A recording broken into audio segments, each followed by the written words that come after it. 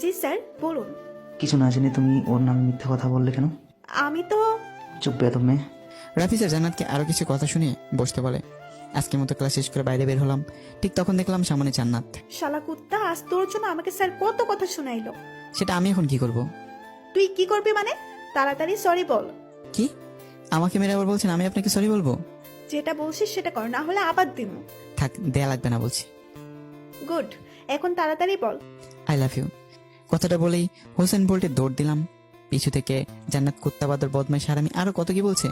আমি সেদিকে কান্না দিয়ে বাসার দিকে রওনা দিলাম। মেয়েটা দেখতে জোস, যে কেউ ক্রাশ খাবে। তবে মেয়েটা একদম গুন্ডি, চেনা নেই জানা নেই এসে থাপ্পড় মারে। তবে মেয়েটাকে দেখতে অনেক মায়াবী, মন চাই সারা জীবন তার এমন মায়াবী চেহারা দেখে জীবনটা উৎসর্গ করে দিই। এসব ভাবতে ভাবতে বাসায় চলে আসলাম। বাসার ভিতরে ঢুকে দেখলাম আম্মু আব্বু আর ভাইয়া বসে আছে। আরে আব্বু ভাইয়া তোমরা কখন এলে? এইমাত্র। তা তোর প্রথম কলেজ কেমন কাটলো? একদম বাজে। কেন, কি হয়েছে?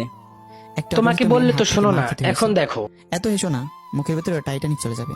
হাসছে জনাব। আর শোনো, আজ থেকে তোমার উপরেও একটা কাজ থাকবে। হ্যাঁ আব্বু বলো। আমাদের অফিসকে দুটি শাখায় ভাগ করা হয়েছে। একটা তুমি আর তোমার ভাইয়া সামলাবে, আর একটা আমি নিজেই সামলাবো। আব্বু আমার মনে হয় ভাই নিজেই পারবে। জি না, তাছাড়া তোমার ভাইয়া নিজেই তোমার কথা বলছে। ভাইয়া? ভাই, তুই আমাকে মাফ কর, এটা আমার একার দ্বারা সম্ভব হবে না। তাই বলে আমি? তুই ছাড়া কে আছে? ঠিক আছে পরে ভাবো, এখন বলো আম্মু কোথায়? রান্নাঘরে। ঠিক আছে। তারপর সেখান থেকে সোজা রান্নাঘরে চলে আসলাম। কি করো আম্মু? থাক, এত ভালোবাসা দেখাতে হবে না। এখন বলেন সাহেব, আপনার জন্য কি করতে পারি? আম্মু তুমি এটা বলতে পারলা? এত কথা না বলে সোজা ভাবে কথা বলো। না মানে ভাইয়ের সাথে আমাকে অফিস সামলাতে হবে নাকি এখন থেকে? কিন্তু তুমি তা করতে চাও না, তাই তো? আমি মাথা নাড়িয়ে হ্যাঁ বললাম। ঠিক আছে, তাহলে তুমি তোমার ভাইয়ের জন্য একটা পিএস দেখো। আম্মু আমি কিভাবে পার্সোনাল সেক্রেটারি? গাদা, একটা নিউজ দাও, তাহলেই তো হয়। ঠিক আছে না? আজ প্রথম না, এর আগে আম্মুর থেকে অনেক আইডিয়া নিছি, আজকেও নিলাম। রুমে এসে ফ্রেশ হয়ে খাবার খেয়ে ঘুমিয়ে গেলাম। রাত 7:30 ঘুম ভেঙে গেল। ঘুম থেকে উঠে ফ্রেশ হয়ে একটু বন্ধুদের সাথে ফেসবুকিং করতে লাগলাম। কিছু সময় পর ভাই আমার রুমে আসলো। আরে ভাইয়া তুমি আসো, বসো। কেন, আমি কি আসতে পারি না? আমি কি সেটা বলছি? হইছে, আর রাগ দেখাতে হবে না এখন। ভাই, আমার আমার একটা সাহায্য করতে হবে। ঠিক আছে বলো। আমি আসলে একটা মেয়েকে ভালোবাসি, আর মেয়েটাও আমাকে ভালোবাসে। এখন বলো কি করতে হবে? তুই যদি বাসায় এই কথাটা বলিস, তাহলে আমার জন্য অনেক বড় উপকার হবে। বিনিময় কি পাবো? তুই যা চাস তাই পাবি। পাক্কা? পাক্কা।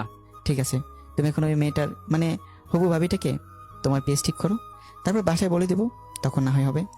ঠিক আছে। তারপর ভাইয়ের সাথে আরো কিছু কথা বলে ভাই চলে গেল। কিছু সময় পর রাতের খাবার খাওয়ার জন্য ডেকে গেল। তারপর খেয়ে দিয়ে ঘুমিয়ে গেলাম। পরদিন কলেজে বন্ধুরা সবাই মিলে আড্ডা দিচ্ছি, তখন দেখলাম জান্নাত এবং তার গ্যাং আমাদের দিকে আসছে। দোস্ত, এই জান্নাতের বাবা কে রে? তুই রফিক চৌধুরীকে চিনিস? আমাদের অফিস থেকে উৎপন্ন 5% অংশীদার। কেন, কি হয়েছে? আরে বেটা, জান্নাত সেই শফিক চৌধুরীর মেয়ে। আর তাতে এত ভাব নাকি? নিলয় দোস্ত একটা কথা বলবি? হ্যাঁ বল, কি কথা? কিছু বলবে তার আগে জান্নাত এসে হাজির। ওই কুত্তা, এদিকে আয়। কুত্তা মানে? ওই, তোমাকে বলিনি, তুমি চুপ থাকো। এই মেয়ে, তোমার সমস্যা কি? কাল থেকে তুমি নিলয়ের পিছু পড়ে আসো। সেটা তোমাদের না জানলেও চলবে। আর তুই এদিকে আয় তাড়াতাড়ি। তারপর আর কি করা, যে ধানি লঙ্কা মেয়ে না জানি আবার কখন থাপ্পড় দেয়। অবশ্য বন্ধুরা যেতে বারণ করছিল, কিন্তু আমি না শুনে জান্নাতের সাথে এলাম। বলো কি বলবে? কাল তুই এটা বললি কেন? কোনটা? I love you. I love you too. আমার কথা শুনে জানাতে সব ফ্রেন্ডরা হাসতে লাগলো। আর মিস ধানি লঙ্কার আগে গস গস করতে করতে আমার শার্টের কলার ধরে বলল, তুই কি আমাকে মেন্টাল মনে করছিস? আরে না, আমি সিরিয়াসলি তোমাকে ভালোবাসি। বিশ্বাস না হলে একবার আমার প্রেমে পড়ো। আইসে, তুই জানিস আমার পিছে কত ছেলে ঘোরাঘুরি করে?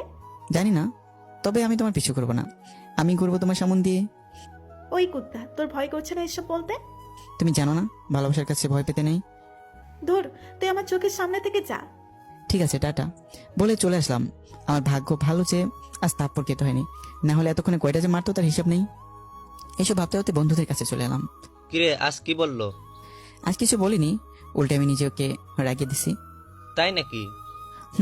আর সাকিব, তুই কি যেন বলতে চাইছিলি? না তেমন কিছু না। আরে সারা বল, কি হয়েছে? আমি 17 তারিখে নানু বাড়ি যাব। কেন, বুড়ো কি অসুস্থ? আরে না, প্রিয়ার বিয়ে ঠিক হয়েছে। তাহলে তো ভালোই, ফ্রিতে দাওয়াত খেতে পারবি। তোরা কি মজা নিচ্ছিস? তাছাড়া কি করব? তোর জীবন থাকতে তো তুই প্রিয়াঙ্কাকে কিছু বলতে পারবি না, আমি শিওর। ধূর শালা, তোদের বলাই আমার ভুল হয়েছে। ঠিক আছে, আমরা সবাই সরি, আর চিন্তা করিস না, আমরা তোর সাথে যাব। আমরা কেন? সেটা গেলেই বুঝতে পারবি। ঠিক আছে। তারপর আড্ডা না দিয়ে ক্লাসে গেলাম। সবগুলো ক্লাস করার পর বাসায় চলে আসলাম। রাতে রুমে বসে আছি, এমন সময় ভাই আসলো। এখন কি করব? পিএস করে নিছো? হুম, ঠিক আছে, কাল তাহলে আমি বাসায় বলে দেবো। ঠিক আছে, এখন আমি গেলাম। ওকে, যাও। রাতের খাবার খেয়ে সেদিনের মতো ঘুমিয়ে গেলাম। পরের দিন কলেজে এসে বন্ধুদের সাথে আড্ডা দিচ্ছি, এমন সময় মিঠু আমার ক্লাসমেট এসে বলল, নিলয়, তোমাকে প্রিন্সিপাল স্যার ডেকেছেন। ঠিক আছে, যাচ্ছি। তারপর বন্ধুদের সাথে কথা বলে প্রিন্সিপাল স্যারের রুমে চলে এলাম। স্যার, আসবো? আসো। স্যার, আমায় ডেকেছেন? আগে তুমি বসো। জি স্যার, এখন বলুন। আমি 2 দিন ধরে লক্ষ্য করছি তুমি জান্নাত মেয়েটার সাথে বেশি কথা বলছো, এবং কি তুমি তার হাতে মারও খেয়েছো। এ কথা যদি তোমার বাবা মানে আমার বন্ধু জানতে পারে তাহলে কি হবে, আর আমাকে কি বলবে, বুঝতে পারছো? জি স্যার, তবে আপনি চিন্তা করবেন না, আব্বু জানে আমাকে একটা মেয়ে থাপ্পড় দিছে, বাট সেটা যে জান্নাত জানে না। কিন্তু কেন?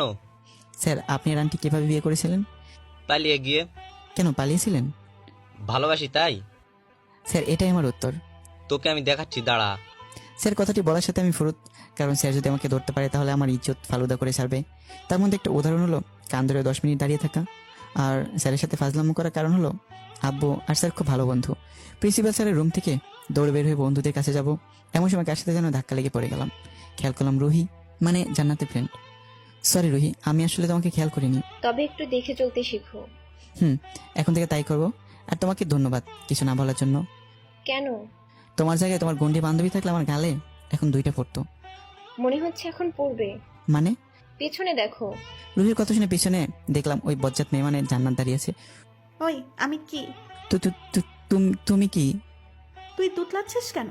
যেটা একটু আগে বললি সেটা আবার বল। তুমি খুব সুন্দরী। আমি এটা শুনতে চাইনি। তুই রুহিকে যা বললি আমাকে নিয়ে সেটা বল। তোমার দিব্যি, এটাই বলছি। সত্যি তো? জান্নাতের কথা শুনে বোঝা যাচ্ছে ও তেমন কিছু শুনিনি। এই ফাঁকে একটু পাম মারি, দেখি কি বলে। ওই, কথা বলছিস না কেন? আরে সত্যি বলছি, তুমি তো অনেক সুন্দরী। তোমাকে দেখলে আমার মনটা চায় তোমাকে দেখে আমার সারা জীবন কাটিয়ে দিই।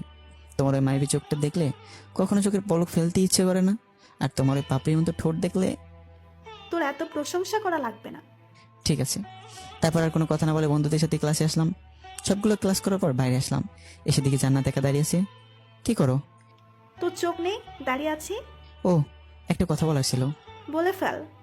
I love you. মানে? মানে আমি তোমাকে ভালোবাসি। ওই শালা কুত্তা, এটার মানে আমিও জানি। আর তুই কিভাবে ভাবলি তোর মতো লুচ্চা ছেলের সাথে আমি প্রেম করব? আচ্ছা, তোমার কি লজ্জা লাগে না এমন গুন্ডামি করতে? কথায় কথায় মারতে চাও? তো তোকে কি আমি আদর করব কুত্তা?